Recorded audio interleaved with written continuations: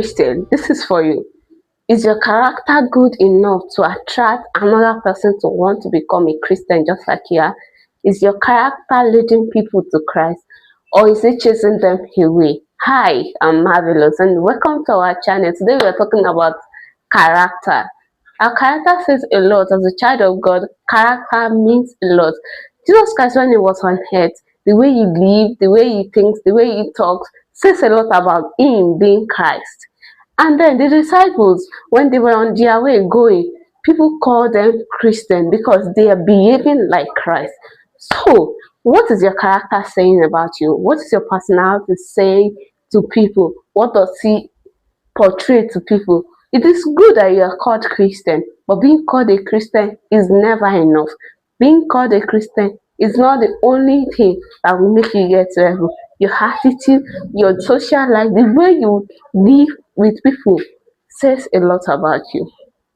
So, if you are coming across our channel for the first time, please grab a seat, subscribe, and like our video. That will help us push it more to more people that need this content, and that also help us moving forward. It also encourage us to do more videos like this.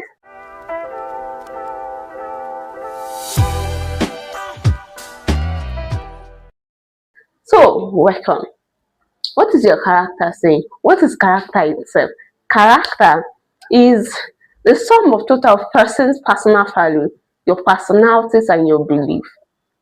So your value, what you give out to people, your personality, who you are, what you are doing, even when you are not speaking, your character says a lot about you. Like the definition, we don't need you to explain what you are. We need you to act the way that you are called to. Many people will say, oh, I'm a Christian, I'm a child of God, but their neighbor doesn't like them. Like people, whenever people see them coming, they just find a way to avoid them because they know that they are going to end up in trouble. Like, how can you be praying day and night and your next person cannot say, oh, you're a child of God, or you have a lot of food and you don't give to others, you don't share your value with others, you don't give people like the value that you have, you just keep it to yourself, you also only me. But Christ was never like that. Christ was never like that. Christ shared in love, in humility. He was very principled person. It was very disciplined, but it does not change. It was a great example of character, and that's why it's our perfect example today. We can reflect on our behavior and our action. It needs to be preserved. It's something that we need to do. Like Paul said, we die daily. It's something we need to do daily. Something we need to checklist daily. Something we need to see if it's going on well or not. Just like being a successful person, it takes character for you to maintain success. If you see a successful person today, you know whether they have godly success or worldly success because their character says a lot. And a lot of wealthiest people that I've known, you see that the way they carry themselves, very humble. Yes, they still speak even without talking. That's what Christ is. It was humble. It takes character to be an honest man. It takes character to be a Christian. It takes character to be successful. It takes character to be a winner.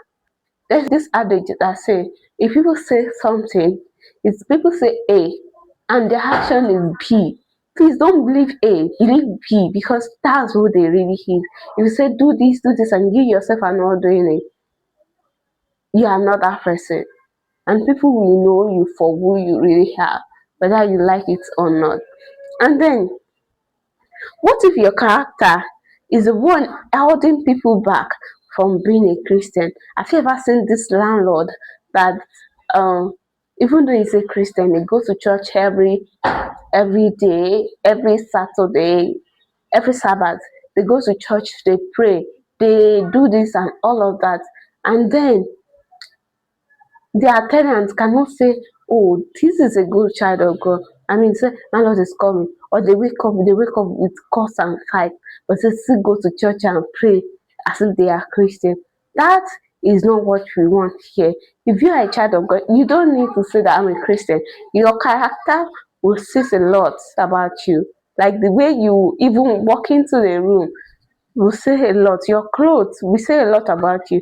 I know a lot of people are saying now that they are liberal Christian, they are not conservative or something like that. Let me tell you, that's wrong. It's either you are worldly or you are godly. There is no middle ground. Character is a combination. Like it's not just one thing. It's a combination of all things that are good.